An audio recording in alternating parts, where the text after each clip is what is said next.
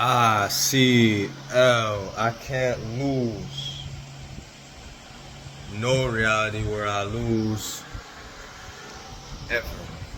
Today is June 7th, Sunday, June 7th, 2026, day 158 of the 100 push-up, 100 squat progressive challenge for a year.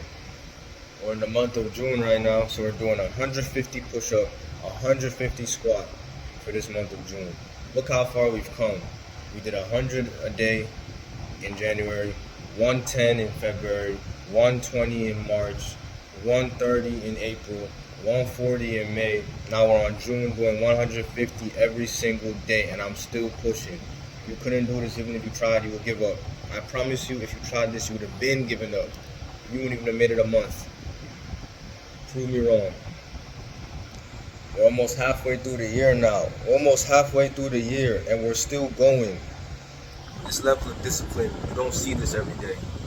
I could do this though. Let's go. Here would be, the tip of the iceberg, but this makes the sphere look. As far as budget, difficulty. The sphere was difficult in the technology and how we had to do. This is difficult on just every other level that it possibly could. And then you start thinking about if we nail everything that we need to nail production-wise and the execution of the event, then you got to worry about wind, rain, bugs, humidity, and the killer of all killers, lightning. I know that you kind of like a challenge. When we talked before, you say you love risk. When President Trump says, let's do a fight at the White House, do you get like a little bit of like a charge from that, like knowing the task that's ahead of you at that point? Yeah, I love it. I love everything about this. When he said it to me, I didn't know, does he mean let's do it in the ballroom? Does he mean, I didn't know he meant on the South Lawn. But here we are. Yeah, no, I love this stuff. The other thing that strikes me about that conversation, how it came about, is the levels of approval that may have to happen if you're hosting an NBA game or an NFL game. We'll probably have some concerns about a lot of things in doing this event, but we're going to do it to the best of our ability. We're going to get it done. Whatever Joe Rogan's opinions are, he had said something crazy like it seems like a gimmick. What does a gimmick mean? It's a real fight with real stakes.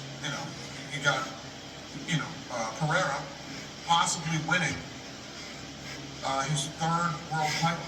If he wins the third world title that night, he jumps over John Jones and becomes the greatest of all time. And that's an opinion. You mentioned the John Jones thing everywhere, so that was interesting. If he wins that night, so when I put on events and what's at stake, why does this matter? And the fight world. So when you talk about a gimmick, there's absolutely nothing gimmicky about this event. We're celebrating 250 years of America. We're gonna have all the representatives of the military there. Every fight on that card means something with who wins or loses that night. And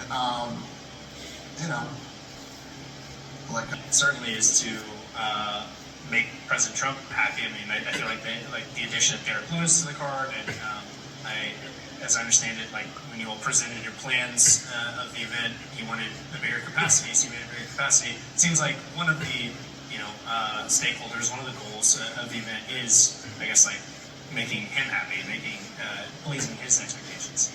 Literally, what you said just now is the extent of the changes that he and all he said to me the night of the fight is, how come Derek Lewis is not on this card? I stood up, I walked away, and I called Derek Lewis, and then the Lewis Hogan fight ends up happening, which was a great addition to the card. So, he's one of these guys, he's telling me all the time, everybody's replaceable, you're not replaceable, he knows the day he asked me to do this event that I was going to show up and deliver. So, it's not like there's been this need to appease him with all these things. Listen, he'd had 100,000 people on the South Lawn if he could have pulled it off and figured it out. But it's not like that. I mean, everybody thinks they know Trump, and they think, oh, he's probably been, he's not that kind of guy. He's really not. And he's been long life. Gus never allowed that. No matter what happened around him, he remained composed. No matter how stressful the situation became, he kept thinking. While everyone else was reacting emotionally, Gus was calculating. That's why he was always several steps ahead. Most people think intelligence is the ability to solve problems, but in reality, one of the highest forms of intelligence is emotional control. Because when emotions take over, logic disappears. People make decisions they regret. They say things they shouldn't say. They destroy opportunities they spent years building. A single emotional moment can create consequences that last for years. Gus understood this. He knew that the person who controls their emotions controls their future. Think about your own life. How many mistakes came from a lack of talent? Probably very few. Now think about how many mistakes came from anger, frustration, impatience, fear. The answer is probably much larger. That's because emotions are often a bigger obstacle than circumstances. Many people don't fail because they're incapable. They fail because they lose control at critical moments. The second lesson is patience. Modern society has made people addicted to immediate results. Everyone wants success today, money today, results today. People start a project and expect rewards within a few weeks. When those rewards don't appear, they quit. Then they start something else. Then they quit again, and again, and again. Years pass. Nothing changes. Gus was the complete opposite. He was willing to wait. Most people in this life are idiots. He